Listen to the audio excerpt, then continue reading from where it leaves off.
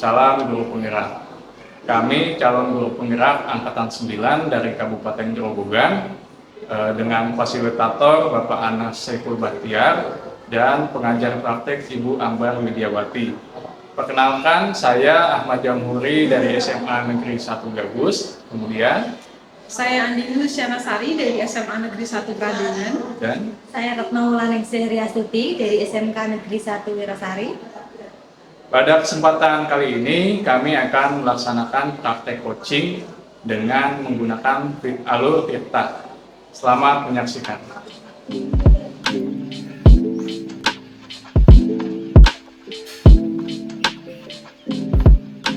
Assalamualaikum warahmatullahi wabarakatuh. Waalaikumsalam warahmatullahi wabarakatuh. Selamat pagi Bu Retno, Bu Andini.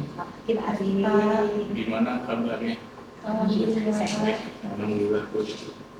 Baik, langsung aja. Hari ini kita akan melakukan praktek coaching dengan menggunakan alur Tirta ya. Pada praktek ini nanti akan kami rekam sebagai bentuk dokumentasi untuk kegiatan guru penggerak.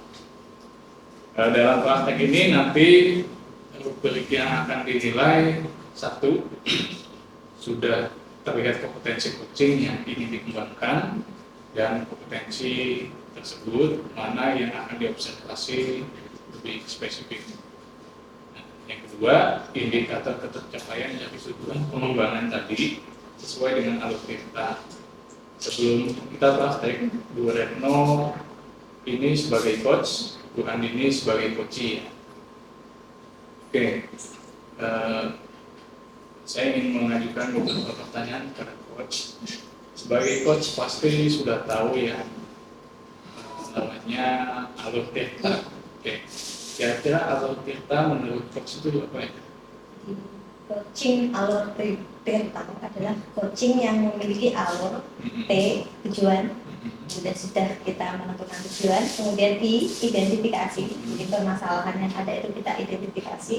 Kemudian kita rencana aksi, jadi berdasarkan permasalahan itu apa, kita buat rencana aksinya seperti apa. Kemudian yang terakhir tanggung jawab, berdasarkan rencana aksi yang kita buat, nanti tanggung jawabnya seperti apa. Oke, ya jawabannya bagus sekali ya. Oke, nah kira-kira nih kalau coaching itu kan ada kompetensinya ya. Ada 4 kompetensi coaching, itu kehadiran penuh, mendengarkan aktif, mengajukan pertanyaan ke bobot, dan mendengarkan dengan rasa. Kira-kira kompetensi coaching apa yang ingin dikembangkan? Kalau kesempatan kali ini saya ingin mengembangkan ada 2 kompetensi, yaitu kehadiran penuh sama mendengarkan aktif. Dan dalam praktek coaching nanti, apa yang Ibu Retno ingin saya amati selama praktek? Jadi nanti ketika praktek dengan Bu Andini sebagai coach, saya ingin Pak Ari memperhatikan saya bagaimana meng-coach yang pertama dengan kehadiran penuh. Jadi bagaimana nanti ketika saya menjawab pertanyaannya Bu Andini, saya memberi istilahnya mengidentifikasi, bagaimana memantik hal-hal supaya Bu Andini itu bisa mengidentifikasi, bagaimana supaya saya itu bisa hadir penuh. Kemudian yang mendengarkan aktif itu juga, jadi ketika Bu Andini permasalahannya apa, saya bisa mendengarkan, kemudian bisa memantik solusi yang baik. Jadi kira itu ya. Ya. Nah, nanti indikatornya biar kompetensi tercapai itu apa? Itu tadi, jadi ketika ngobrol dengan coach nanti saya hadir penuh, saya fokus, kemudian tanpa istilahnya ketika ada Bu Andini memberikan pertanyaan, memberikan masalah, saya bisa fokus ke situ tanpa blank istilahnya. Saya ingin seperti itu, supaya tidak blank itu. Bisa. Oke, apa harapan dari observasi yang kita lakukan selama ini? Jadi nanti sesudah saya coach dengan Bu Andini, saya ingin nanti di akhir saya bisa meningkatkan kompetensi saya di bidang tadi kehadiran penuh sama mendengarkan aktif. Oke, baik, bisa kita mulai praktek coachingnya dengan menggunakan alur Tirta ya, kan? Waktu saya serahkan kepada Bu Andini dan Bu Retno. Silakan.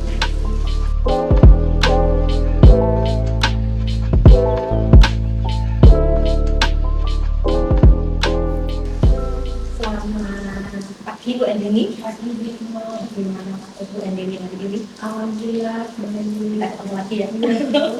Jadi untuk kali ini kita ngobrol nggak banyak, paling cuma 10 sampai 15 menit aja.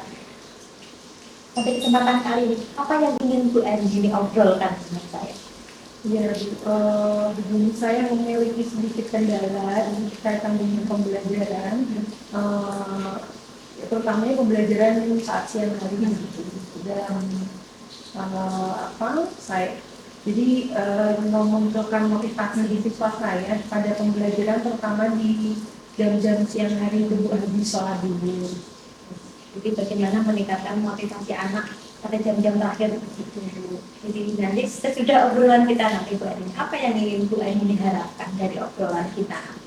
Ya, saya berharap saya bisa menemukan itu Bu, paling tidak strategi apa yang harus saya lakukan untuk bisa memotivasi siswa saya belajar, terutamanya di jam-jam terakhir.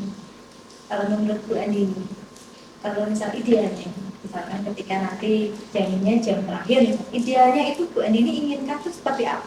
Untuk anak-anaknya itu. Iya. Jadi begini Bu, sebenarnya saya ceritakan dulu permasalahan saya. Jadi ketika saya masuk ke mengajar di kelas siang, itu memang anak-anak tidak termotivasi pagi. Itu saya sudah sadar sebenarnya, maksudnya memang kalau sudah siang kan sudah ada capek, kemudian mereka juga sudah jeda istirahat sholat duhur dan lain-lain, sehingga memang lebih lost seperti itu. Cuman beberapa kali itu ketika saya masuk kelas itu anak-anak sudah sangat jauh berbeda dari segi ketertiban dan juga motivasi. Dari segi ketertiban sendiri, mereka baju itu sudah banyak yang keluar seperti itu. Jadi kalau paginya mereka rapi, siang udah keluar. Banyak juga saya jumpai siswa-siswa itu mereka pakai sendal, tidak lagi sepatu dan kaos kakinya sudah entah kemana seperti itu. Mereka pakai sendal, kemudian juga di meja itu berserakan kayak makanan, minuman, bukan makanan dan minuman yang mereka bawa dari rumah pakai tepa, itu bukan, tapi semacam kayak di gelas cup itu seperti es. Nah itu kan mengotori meja ya, sehingga untuk pembelajaran itu juga tidak kondusif, jadi harus dibersihkan dulu dan lain dan sebagainya seperti itu. Kemudian dari segi motivasi belajarnya, itu siswa juga saya sering menemukan itu nanti ada yang gosong seperti itu, atau dalam diskusi, kegiatan diskusi itu kurang termotivasi seperti itu, kurang aktif istilahnya Bu ya. Itu Bu, itu permasalahannya. Nah, nantinya saya ingin saya bisa menemukan solusi lain untuk permasalahan saya ini. Strategi-strategi apa yang bisa saya lakukan. Jadi menurut Bu ini, misalnya anak-anak sudah jam rawan itu makanan masih berantakan gitu ya, kondisi mereka fisik pun tidak siap untuk menerima food, tidak siap. Jadi selama ini yang Bu Andini amati atau Bu Andini laksanakan, misalkan di level 1 sampai 10, kalau 10 kan nggak mungkin. Menurut Bu Andini itu sekarang berada di level berapa? Kalau istilahnya motivasi anak itu 6 Bu ya, kalau siang hari itu. Jadi menurut saya 6 itu begini Bu, jadi ada yang masih baik, maksudnya masih termotivasi, ada, tapi beberapa anak itu seperti itu. Dan menurut saya beberapa anak itu pun nanti juga akan bisa mengganggu teman-temannya yang lainnya seperti itu. Jadi 6 itu menurut saya masih kurang gitu, jadi saya harus tingkatkan. Kalau menurut Bu Andini, kan tadi Bu Andini masih berada di angka 6. Kalau menurut Bu Andini idealnya itu berada di angka berapa? Kalau 10 kan mungkin nggak mungkin ya. Ya 9 Bu ya. Ya, kalau 10 mungkin memang tidak itu ya, 9 lah ya. 9 dalam artian 9 itu situasinya kan saya tahu mungkin tidak sekondusif pagi, tapi mungkin bisa kita buat dengan gaya belajar yang seperti apa yang mungkin anak-anak saya itu tetap semangat dan kondusif. Jadi misalkan Bu Andini ingin berada di angka 9. Kalau menurut Bu Andini sendiri, ketika ingin mencapai angka 9 itu tadi, kira-kira apa yang bisa Bu Andini lakukan? Iya Bu ya. Jadi apa yang bisa saya lakukan? Mungkin ada beberapa hal tuh terkaitnya, mungkin ada 2 hal tadi ya Bu ya, tadi ketertiban dan juga motivasi. Iya. Kalau ketertiban mungkin memang ini ya Bu, saya harus mengajak anak-anak untuk membuat kesepakatan kelas terlebih dahulu. Jadi supaya sepakat gitu, kalau habis pelajaran ini baju harus sudah rapi, kelas juga sudah bersih seperti itu. Saya akan mencoba, jadi dengan kesepakatan itu kalau mereka melanggar kan kita bisa kembalikan lagi ke kesepakatan itu. Jadi paling tidak ada rambu-rambunya seperti itu Bu. Selama ini memang belum ada Bu, karena saya memang tidak merasa belum merasa membutuhkan itu. Tapi mungkin kesini saya pikir mungkin itu perlu juga diterapkan. Kemudian untuk motivasi yang mungkin menambahkan mungkin kegiatan-kegiatan yang menarik dalam pembelajaran itu.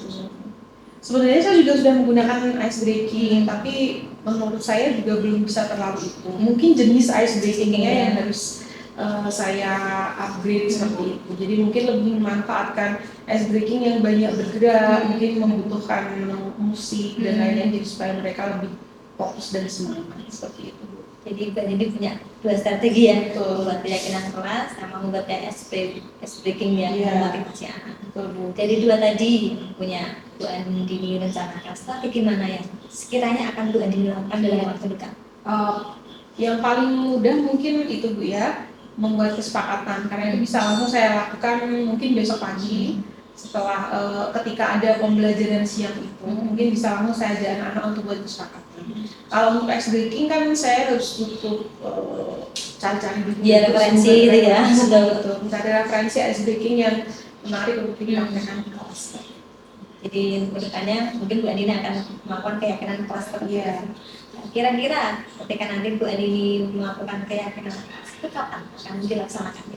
Keyakinan kelas ini Bu segera insya Allah ya besok ketika ada pembelajaran siang. Yang terlibat tadi siapa aja Bu Andini? Ya, terutamanya saya dan anak-anak alam itu dua elemen itu yang jadi dan tadi kan permasalahan di awal ya Bu Andini punya masalah bagaimana memotivasi anak di jam-jam rawan, bagaimana mereka punya istilahnya motivasi. Jadi Bu Andini tadi sudah menyelesaikan ada beberapa strategi. Yang pertama jadi Bu Andini akan melaksanakan keyakinan kelas.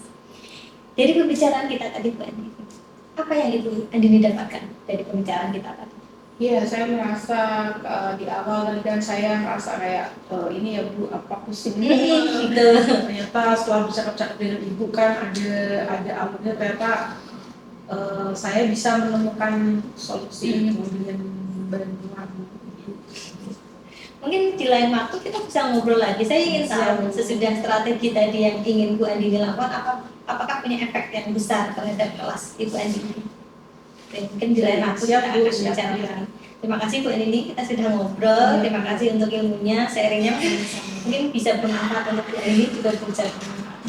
Sampai jumpa lain waktu Bu Andini, terima kasih atas waktunya. Assalamualaikum warahmatullahi wabarakatuh.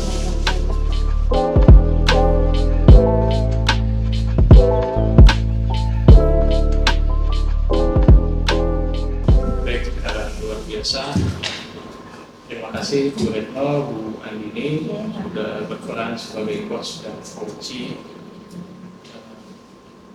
Tentunya coach dan coachee itu yang sudah diperankan tadi sudah sangat baik sekali ya.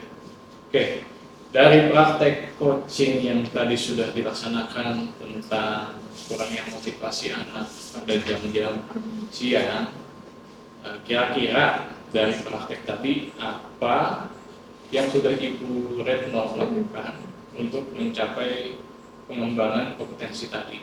Tadi kan di awal yang Bu Retno lakukan untuk mencapai pengembangan kompetensi itu kehadiran penuh ya.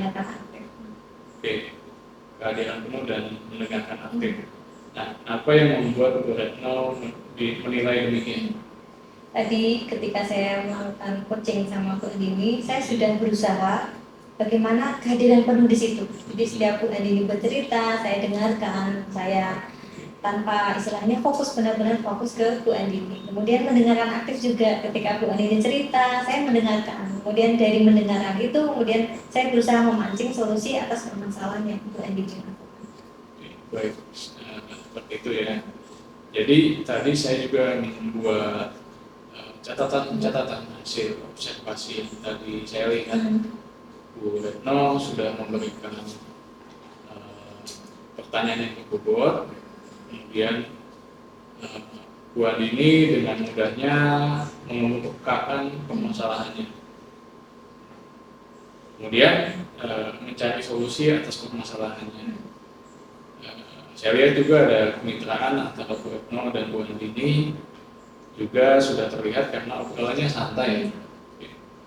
Nah, kemudian mempunyai rasa ingin tahu dengan memberi pertanyaan-pertanyaan juga dan sudah menanyakan skala posisi, menanyakan potensi yang dimiliki untuk menyelesaikan masalah, sampai Koci menemukan solusi, juga sudah menanyakan jangka waktu komitmen atas rencana aksi yang dilakukan.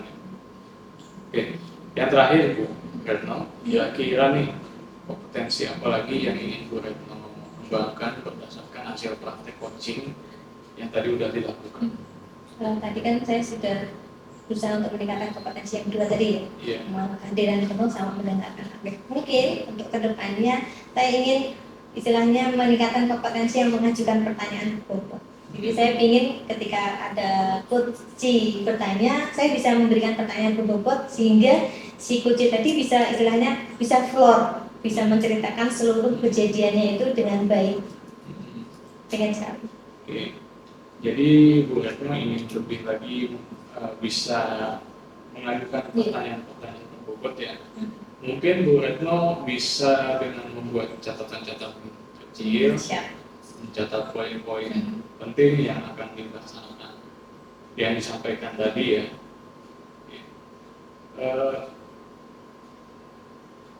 Jadi gimana bisa bagaimana hasil pengamatan tersebut dicatat dalam form supervisi akademik? Ya, nanti akan saya catat di supervisi akademik, jadi saya tahu mana yang belum saya lakukan, mana yang harus saya lakukan. Ya, cukup ya Bu. Ya. Saya rasa cukup dalam praktik coaching kita kali ini. Terima kasih Bu Andini, Bu Retno. Praktek coaching demikian prakteknya menggunakan alur kita pada sesi ini. Untuk kurang lebihnya kami mohon maaf. Semoga praktek kita bermanfaat ke depannya. Seluruh pelajaran hari ini telah selesai. Sampai jumpa besok pagi dengan semangat belajar baru. All efforts have ended for today. See you tomorrow morning with the new learning spirit. Take care and go home and have a nice day. Oke.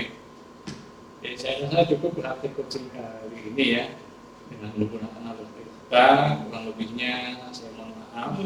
Semoga praktek kita bermanfaat ke depannya. Sampai jumpa di lain kesempatan. Terima kasih. Assalamualaikum warahmatullahi wabarakatuh. Waalaikumsalam warahmatullahi wabarakatuh. Terima kasih Pak Ari. Demikian tadi praktek coaching dengan menggunakan alur tirta dari kelompok kami. Semoga bermanfaat. Ada kurang lebihnya kami mohon untuk dimaafkan. Terima kasih. Wassalamualaikum warahmatullahi wabarakatuh. Salam guru penggerak. Tergerak, bergerak.